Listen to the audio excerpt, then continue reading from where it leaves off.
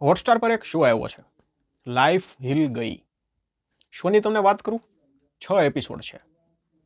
આની સ્ટોરી કંઈક એ રીતની છે કે એક દાદાજી છે, એ એનો પૌત્ર અને પૌત્રીને એમ કહે છે કે ભાઈ આપણી જે હોટલ છે ને એને તમે રિનોવેટ કરો અને બિઝનેસને સંભાળો.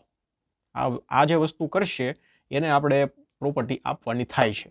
આ રીતની સ્ટોરી છે, એક ફેમિલી ડ્રામા સિરીઝ કહી શકાય એવી છે.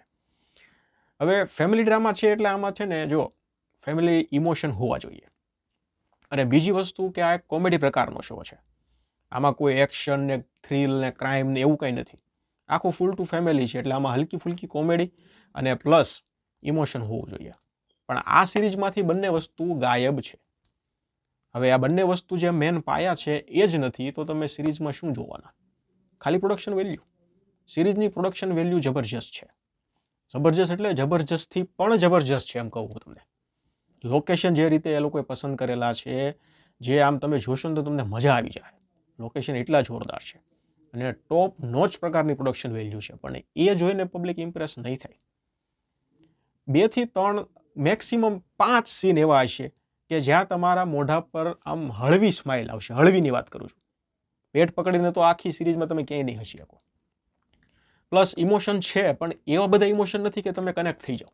એન્ડમાં ઇમોશન છે સિરીઝમાં, પણ એવા નથી કે તમને એમ થઈ જાય કે ઓહો યાર તમે અંદરથી શેર થઈ જાઓ, એવું કાંઈ નથી. ઇમોશન છે, ઓકે ઠીક છે, વાંધો નહીં, ખતમ.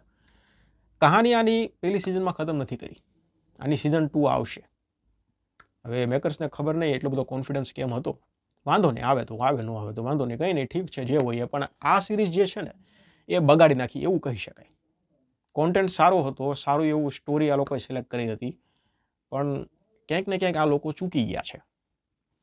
એક્ટિંગની વાત કરીએ તો દિવ્યેન્દુ જબરજસ્ત કામ કરેલું છે. અને વિનીત પાઠક પણ તમને જોવા મળશે. વિનય પાઠક, એનું કામ પણ સારું છે. કબીરનું કામ પણ સારું છે.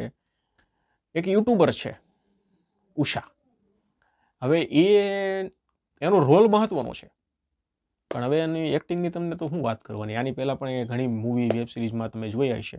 એક્ટિંગમાં કોઈ જાતનું ઇમ્પ્રુવમેન્ટ નથી.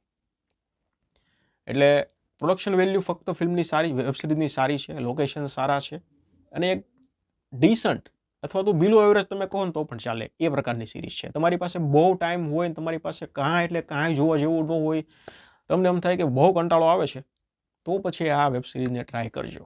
અત્યારે આને હોલ્ડ પર રાખી દો. હું તો તમને એવું રેકમેન્ડ કરીશ. હું આને 2.5 સ્ટાર આપીશ. તમે જોઈ લીધી હોય તો મને જણાવજો કે ભાઈ આ તમને કેવી લાગી. અત્યારે હું રેકમેન્ડ તમને નહીં કરું. ધન્યવાદ.